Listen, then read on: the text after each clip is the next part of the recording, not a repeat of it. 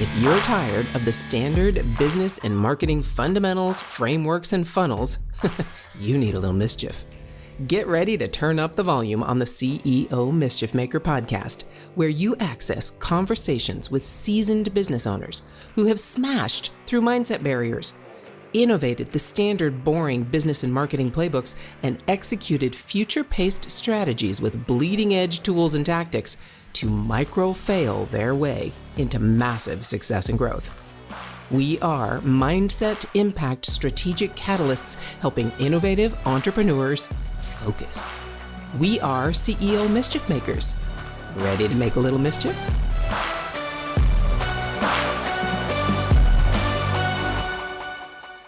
Hey there, CEO Mischief Makers, MKJ here. And I have a question for you. How would you like clear relationship-based content that attracts ideal prospects who trust your authority and authenticity? How would you like to break free from the algorithms and ads that hold your business hostage most of the time? And how would you like customers who evolve into your private marketing department? Hang on, because if that is interesting to you, I'm not selling you anything. I know it kind of sounds like a landing page copy, but it's not. It is this conversation that I'm going to have with you today in a solo episode. See, I've been training and speaking on the topic of future-proofing your business, and I thought I would share these ideas and strategies and tools with you this week on the podcast. So I hope you keep my voice in your ears as we navigate this new adventure together over the next 3 episodes. I will also be referencing some pretty incredible books and Substacks that have influenced me along this journey. So go to callmemkj.com/futureproof, one word, futureproof, to access these resources and get, no, I'm not affiliate marketing. I'm not doing anything. I'm just going to list all the resources that I've been using to gather this data and formulate this mindset that I'm going to share with you. All right. Because of course, today we're diving into the mindset shifts needed to future-proof your business. This is going to allow you to create a unique category that enables your business to be relatable to your audience like never before, rather than build a personal brand, as is the status quo in marketing today. So why can't we just keep building a personal brand, you might ask? Why do we need to change our mindset about personal branding? Yeah, good question. The simple answer is because there's a new breed of human that doesn't care about nor respond to your personal brand. They require authenticity, community, and a movement you support that goes beyond your products and services. So let's talk about the shift that has already happened. And basically, it's already happened and it has the consequences of a California earthquake. Yeah, I'm still in California. In the digital realm, there are 2 colossal tribes locked in an epic showdown. One group lords over the current internet universe, while the other is busy in the shadows, in the dark social, sculpting a new era of online interaction and community. And right now you need to pick your side wisely because the battlefield of the future is unforgiving. I'm talking about native analogs versus native digitals, of course. So if you haven't heard this before, bear with me. Native analogs are people who were born and lived their formative years without an internet. Yeah, me right here. And probably you if you're listening to this and you're over the age of 35. So these are old-fashioned, these are people who were raised with old-fashioned television and radio commercials, retail sales techniques, and corded or cordless phones with one phone number for the entire house, right? These are people older than 35. And the internet, they use the internet like a tool, but real life happens offline, not online. Okay, that's native analogs. I'll go into a little more detail in a minute, but let me tell you about native digitals. Native digitals are people who were born and lived their formative years with an internet and cell phones, right? Immediate access to anyone because their phone is in their pocket, not tied to a cord at their house or a cable at their house, right? They get immediate access to information, individualized consumption, and entertainment. My sons now stream shows with their friends from their respective homes. They live in different places. They stream individually in their homes, yet together using social group audio or video chat. While they watch the show, they're talking to their friends via chat or on their phone so that everybody hears everybody's reaction to whatever it is they're watching. That's a foreign concept to me.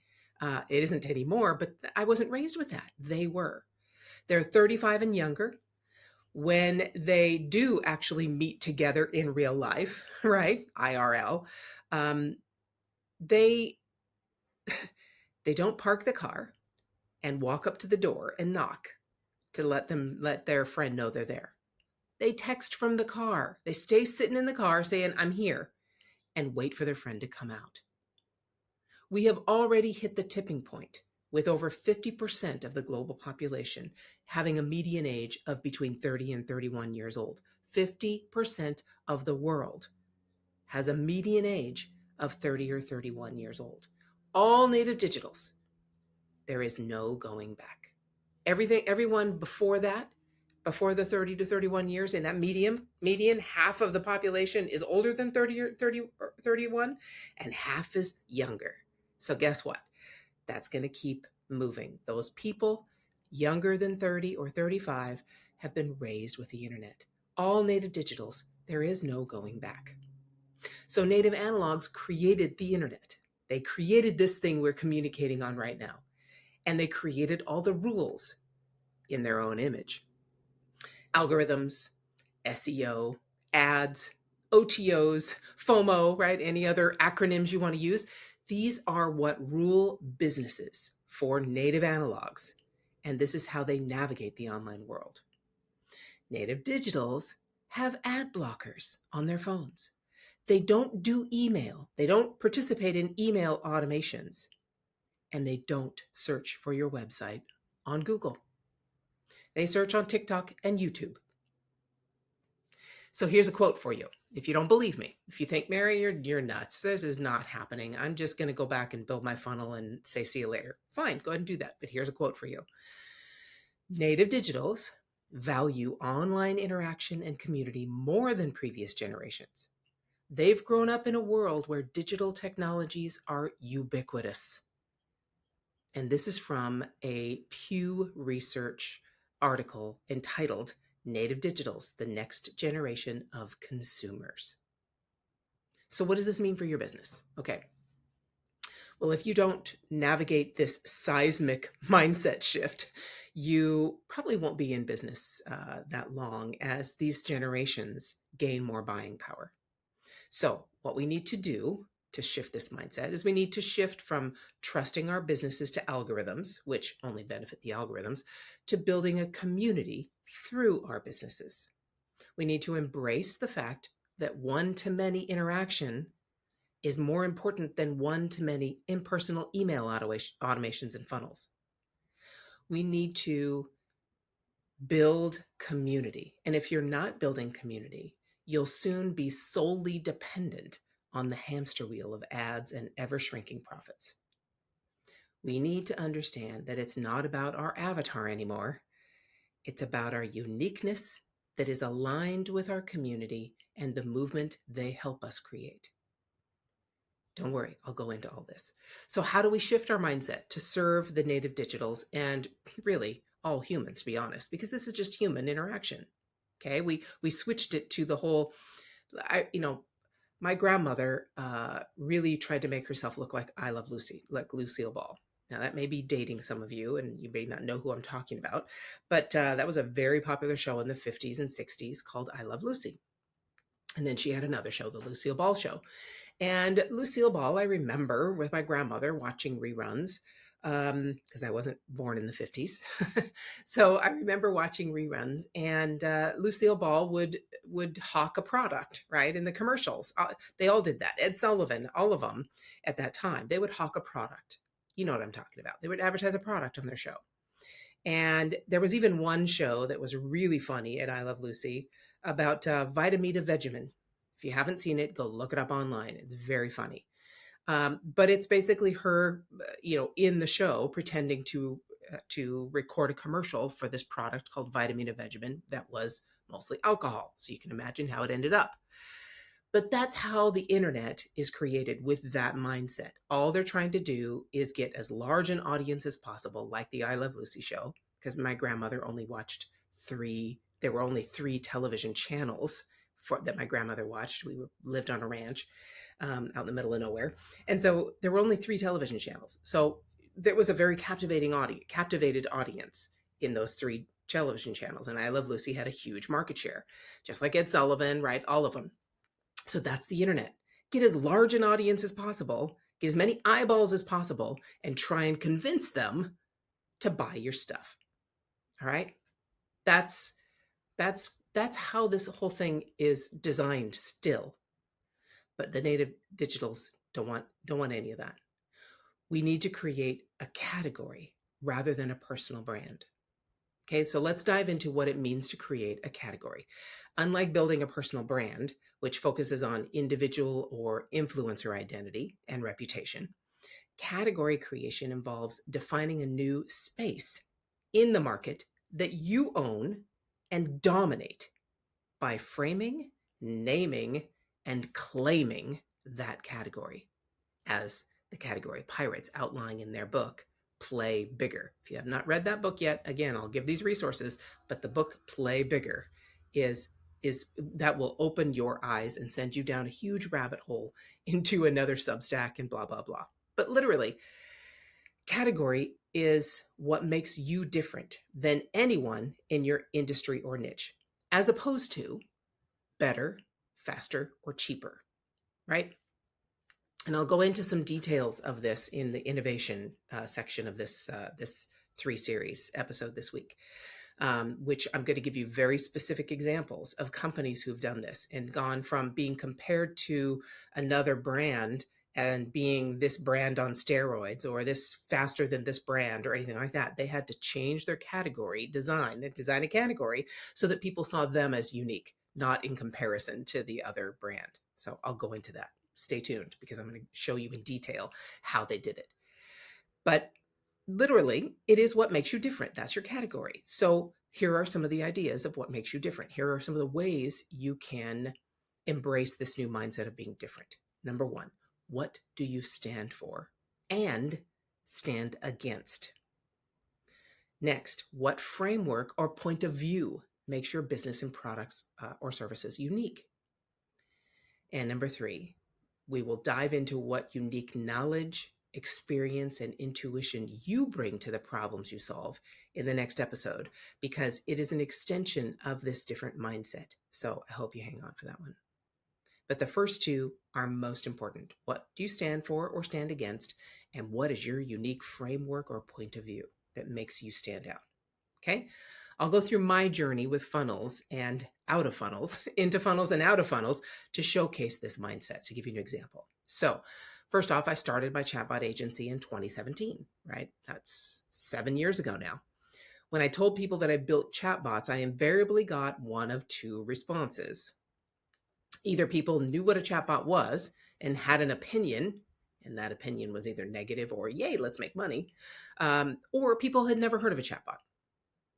So I started differentiating myself and my agency by focusing on my strength and my superpower, which is conversational design. So once I got enough of those reactions of either they had already a response and experience with chatbots, and it was usually negative because there were a lot of spammers in those days, because you could make a lot of money with it, just like you could in email in the beginning.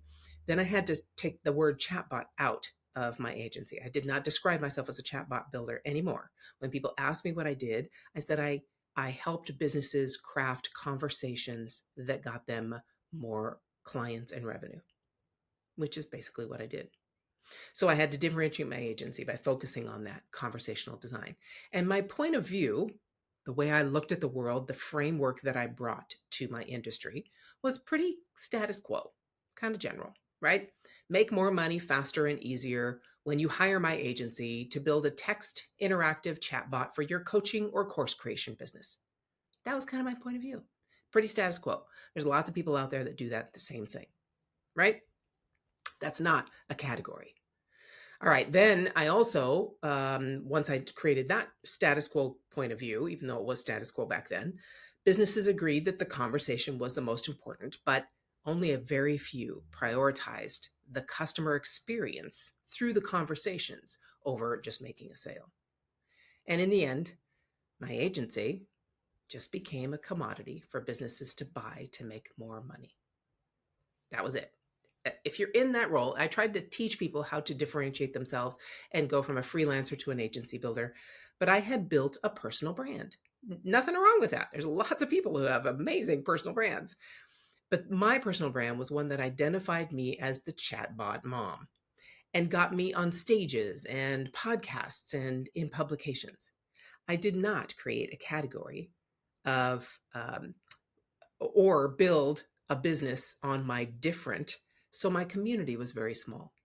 Out of about 23,000 members of the Bot Academy Facebook group in 2020, when I took it over, only about 100 embraced that new conversational formula that I taught them to build using automation tools for their business. The rest were just like most businesses. How can I make more money? That was the majority of the community for Bot Academy and Messenger funnels at the time. How can I make more money? They only wanted to make money building bots instead of using them to sell widgets, just like all other businesses, most other businesses that I had actually built bots for. So while personal branding emphasizes individual recognition, category creation is about establishing a distinct market position that sets you apart from competitors. By focusing on creating a unique category, you can attract a loyal following and drive innovation in your industry. So Alex Hormozy said it beautifully on Twitter recently, or on X recently. He said, quote, Rogan talks about aliens, comedy, fighting, politics, and biohacking. The Rock has WWE, movies, football, fitness, and tequila. I, Alex Hormozy, like business, philosophy, fitness, comedy, and utilitarianism. You don't pick your niche. You are your niche. What's yours? End quote. While I'm no Hormozy or Rogan or The Rock, this podcast is an example of creating a category. Every successful entrepreneur I interview says, quote, wow, this is a different format for a podcast. You really made me think about what I do beyond the standard entrepreneurial story that most interviewers ask for, or some paraphrased version of that statement, but they all are seeing the uniqueness of this show. CEO Mischief Maker is my different. It's a new way of looking at entrepreneurial success frameworks. It's a method that requires you to add your uniqueness through my definition of innovation, which we'll cover in the next episode if you haven't heard it yet. In the previous episodes that I've talked about it, almost every one, as a matter of fact. So here's what I am. Instead of a personal brand, this is my category. I'm a mindset, impact, strategic catalyst, helping innovative entrepreneurs focus. I offer entrepreneurs and CEOs clarity, resulting in scalable revenue using these 5 factors: mindset shifts, impact on your community, strategy for building and sharing your unique solution for that community, innovation of your industry or niche using your tacit knowledge, and focus and perseverance to serve your community beyond your products and services toward the movement they wish to make in the world. My point of view now is unique. It's the shifting. Here's what my point of view is. Shift your mindset away from people as transactions and wallets to put through an impersonal funnel using landing pages or SMS and chatbot automations, and focus all your efforts, your money, your time on a community that you are aligned with and are uniquely qualified to serve using your innovation of your niche. This is very different from my old point of view, building and training others to build chatbots using conversational design for coaches and course creators, right? So, as you embark on the journey of category creation mindset, expect challenges and, yes, that wonderful imposter syndrome that we all experience, because that's what happens when you do something new. Stay resilient, learn from your failures, and use them to keep pushing the boundaries to solidify your position as the dominant category in your industry. It takes time to build a category.